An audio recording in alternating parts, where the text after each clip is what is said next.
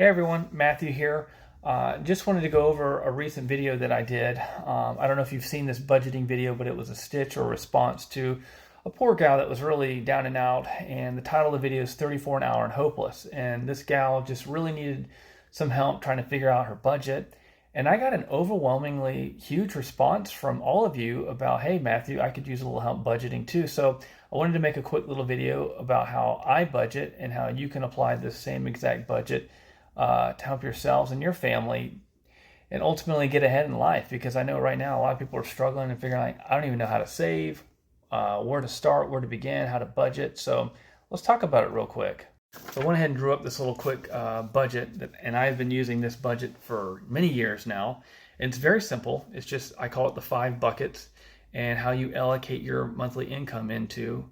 And if you really dedicate yourself to this budget and do the things that it takes in order to get your hands on a little bit of money each month, I promise you, as the months go by, those savings you'll be able to leverage into investments. That is the key to all of this. If you find yourself hopeless, that's not a way to live life. I'm helping you now. If you can follow this budget and find a way to get out of the bad debt and get into a position where you're able to save a little bit of money each month, as you put that savings to work in your investments, your monthly income will grow because the investments will start adding money to your monthly inflows. So let's go over the budget real quick. All right, so here's my simple 5 bucket budget.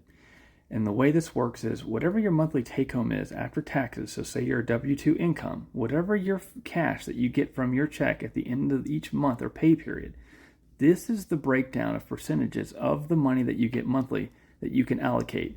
So starting with your housing, you should be able to put up to 30% of your monthly budget to housing. Do not go any higher than 30%, and here's why. As you begin to allocate towards your car and transportation, which is 10%, your operations budget, that can be gas, insurance, food, entertainment, etc. That's your biggest, that's 50%.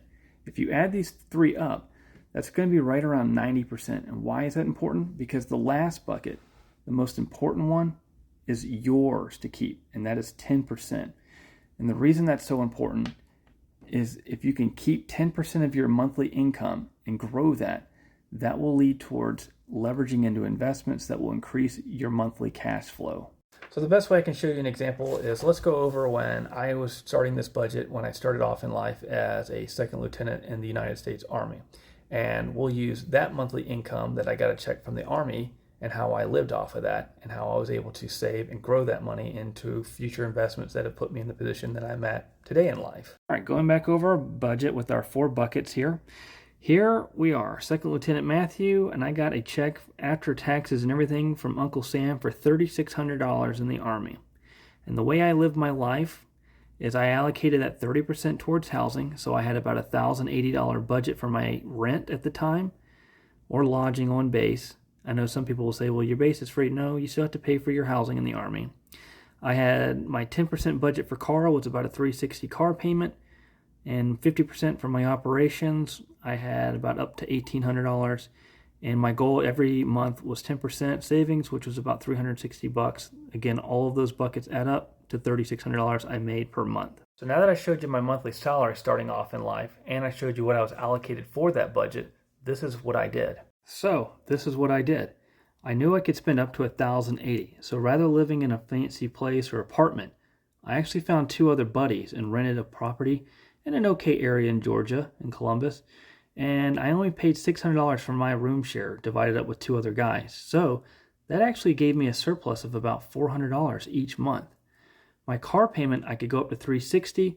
I had a used Tahoe at the time. It was a little higher. It was $500 a month. So I was actually over my budget by $140 a month. And then for my surplus budget, or for operations, I could spend up to $1,800. Well, I was really tight on my expenses. I tried to eat at the cafeteria as much as I could when I was training and didn't go out much. And when I did, I just tried to be as frugal as possible. So I only spent $1,250 of the $1,800. And that gave me a surplus of $550. And of course, each month I wanted to save $360 for my 10% budget. That was mine to keep. I ended up meeting that goal, as well as it added to my surplus of my overall budget. I was actually able to save $1,170, which I started putting into my investment accounts. So what I hope I showed you in this budget, if you live under your means and you can make cuts in your expenses, you can start to save up money a lot quicker. And as those savings grow, you can leverage them into investments, which are really awesome and fun because that will add cash flow, which adds to your monthly income, which makes your life way easier. So what I mean by that is think Millionaire Next Door. That's a fantastic book. Try to live under your means, cut out unnecessary expenses, and start thinking, hey, do I want to spend this money on this? Or is it more important that I add that towards my savings and add more to my cash flow that'll make my life easier? That's the goal in this budget. So if you guys have any questions about your own budgets, send me a DM. I'm happy to help any of you guys with your budgets and get you on a game plan for success. I'm telling you, it's very simple. This isn't rocket science. Anyone can do it. If you budget these 4 buckets and you always protect that 10%, which goes to you and your investments and savings, you will find success in creating wealth for you and your family. Thanks so much for watching. I'll see you on the next one, you guys.